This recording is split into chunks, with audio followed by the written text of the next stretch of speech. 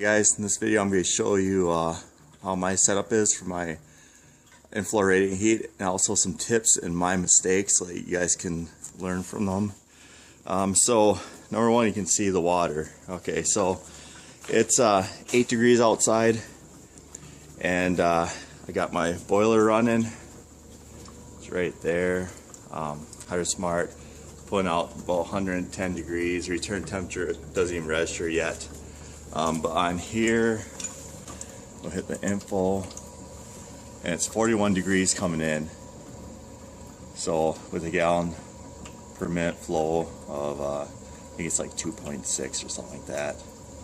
It's kind of still cold, it's warm up. It's, like I said, 8 degrees outside. In here it was about 20. So its temperature's coming out here. The flow meters don't really work that good when it's this cold. So, but the temperature is 70. It's still not even registering on the gauge, around 30. But so number one is your condensate pump pipe.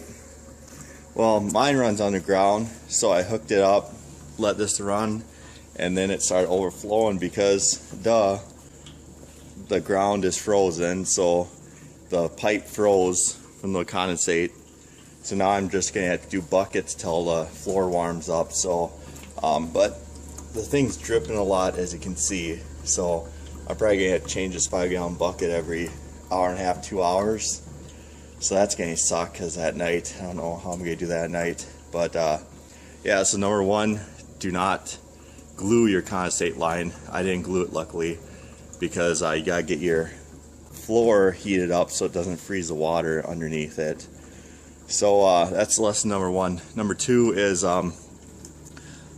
these panels from the factory. I had a bad fit in, and I lost like 4 gallons of fluid, which this Cryotech 100, you know, luckily I got it for 60 bucks for 5 gallons. Usually it's about 80 to 90 bucks. So I lost, 50 bucks because of, bad fitting. And then I screwed up, and I did this fitting right here. It goes down at a slight angle. It was a little bit more angle, so it was just spewing out the fluid there. So I had to cut it a little bit smaller, this pipe, and then make it square. Cutting it for those push to connects, you got like a quarter inch inside, about this much, that you don't really need to cut too square as long as it pushes past that O-ring.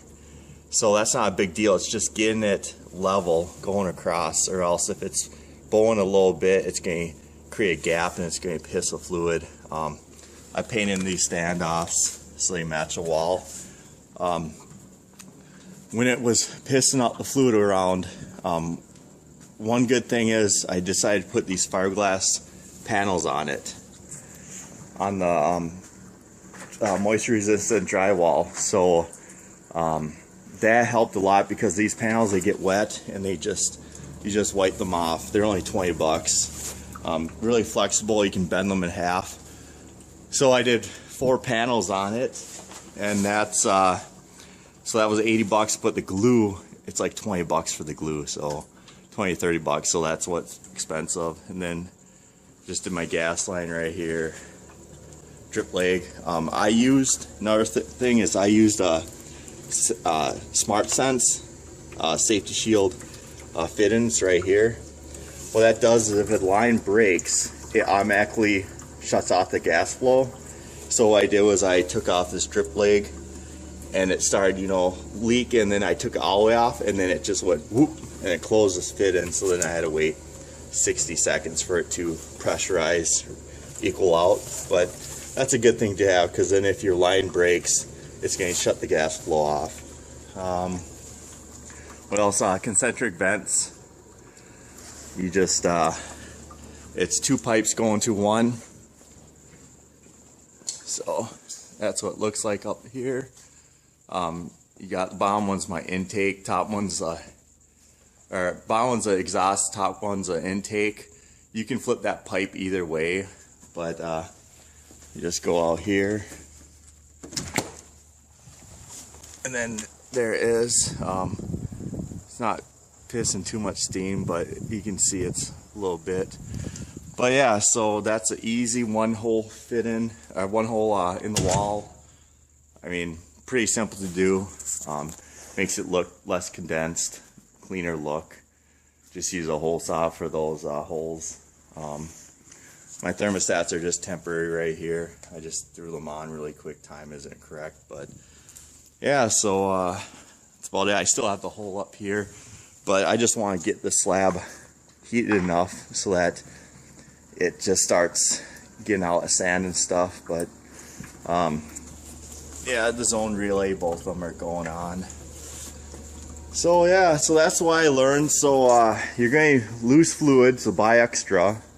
If this was on drywall, I would have ruined the drywall. So the fiberglass panels are a nice idea, because then it cleans up easy. And then basically you're set to go. You know, it's probably going to take me about 2 days of running for it to heat up, but hopefully it gets hot enough so I can put my condensate line on and it can unfreeze that. So that's my mistakes. So hopefully you guys learn from them. Just know that do not hook up your condensate line if it's going underneath the ground, because it's probably frozen if you're doing it during the winter. You know, use that SmartSense safety fit-in. That'll help out. And then just make sure your pipes are level when they're going into push to connects, and check factory fit-ins. But other than that, it's up and running. So I'll give an update on when it gets hot enough, or how many degrees it takes, you know, per hour. So hopefully this helps you guys out, gives you some ideas on how to do it, and some simple things so you don't make the same mistake I did. Okay, thanks.